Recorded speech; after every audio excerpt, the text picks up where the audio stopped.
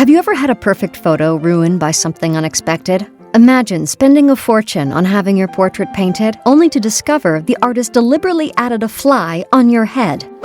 That's exactly what we're exploring today, a mysterious 15th century trompe-l'oeil masterpiece, a portrait of a woman from the Hofer family painted around 1470.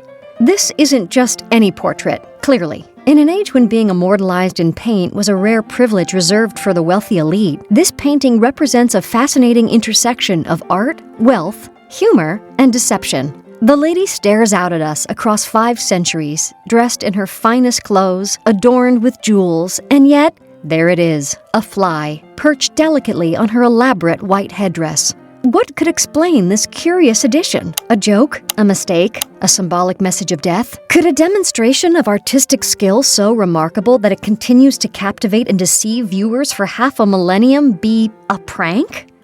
Welcome to Art Vault. So, who exactly is this mysterious lady with a fly on her headdress? That's part of what makes this portrait so intriguing. We actually don't know her full identity. The only clue appears in the top left corner, an inscription reading, Geborene Hoferin.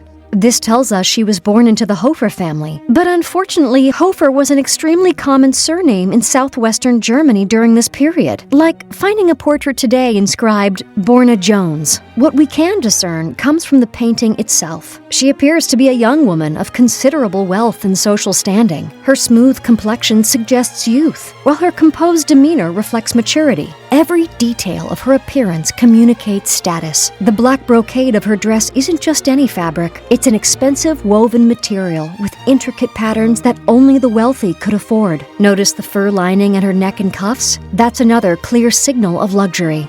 Perhaps most intriguing is what she holds, a delicate spring of blue and white forget-me-nots. This small detail might be our biggest clue about why this portrait was commissioned. In German poetry of the period, forget-me-nots were strongly associated with love and remembrance. Could this be a betrothal or a marriage portrait? Or perhaps was this painting created to preserve her memory after her departure, either through marriage to a distant household or even in anticipation of her death? The slight upturn of her lips keeps her emotions and story tantalizingly out of reach. Now let's turn to what might be the most visually striking element. Almost. But first, that magnificent white headdress. This pale architectural swirl of fabric commands our attention immediately. The headdress represents not just a fashion statement, but a masterclass in artistic technique and a powerful symbol of social position.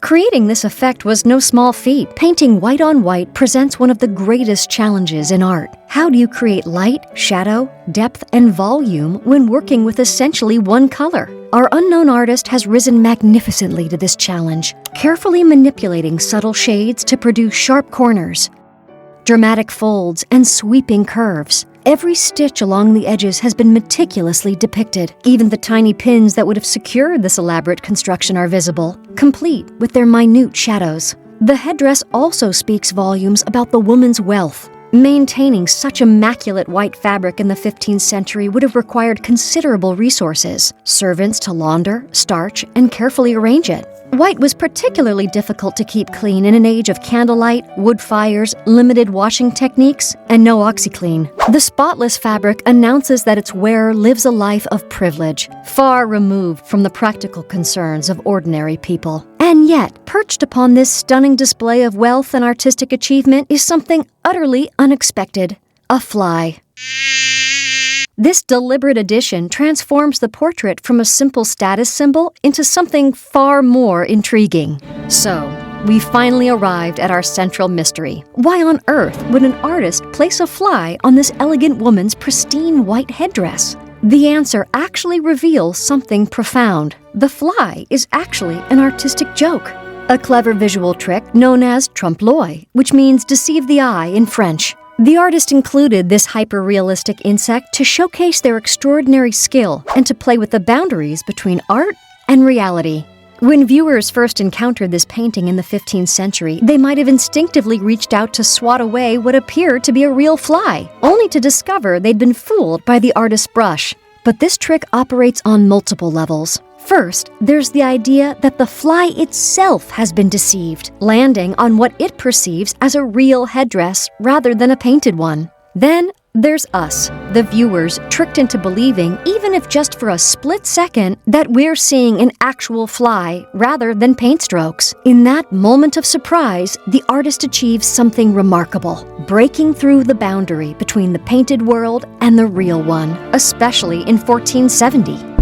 But let's not forget, flies in Western art carry a rich symbolic tradition. Dating back to medieval times, these insects often symbolize death or decay of both flesh and soul. People once believed flies generated spontaneously from mud, associating them strongly with Beelzebub, the lord of the flies. In Vanitas paintings, flies frequently appeared alongside skulls as reminders of mortality. When pictured near a woman, they could suggest impropriety. While near noblemen or clergy, they implied corruption. And let's not forget the fly that made a cameo on national TV in the 2020 vice presidential debate. Still, some art historians argue that flies were included less for symbolism and more as demonstrations of artistic skill. But what did the woman think? Well, she clearly knew it was there. Look at that subtle hint of a smile. It's possible she knew this fly would trick viewers for centuries to come and be a conversation starter for half a millennium. While we may never know the full story of our mysterious Hofer lady and her painted fly, we do know that this portrait has a love story wrapped around it. In the 19th century, this painting was owned by Prince Albert, the beloved husband of Queen Victoria. Albert, a passionate art collector with a particular interest in early German and Netherlandish paintings, gave this portrait as a gift to his wife on April Fool's Day. Just kidding. Apparently, Victoria, moved by her husband's enthusiasm for art history, donated it to the National Gallery, making it accessible to everyone. There's something poetically fitting about this portrait. A painting that plays with deception and illusion while possibly commemorating love through its forget-me-nots, being passed through history as a token of affection between one of history's most famous royal couples. The 500-year-old prank, it seems, found itself in the hands of those who could appreciate both its artistry and its sense of playful deception. Next time you visit a museum, take your time with works that might not immediately command attention. Look for those small details, the unexpected insects, the subtle jokes and technical flourishes that reveal an artist's true character and intentions. And remember our Hofer lady with her fly, whose slight smile seems to acknowledge that great art, like great conversations, often contains an element of delightful surprise. Thanks for watching Art Vault.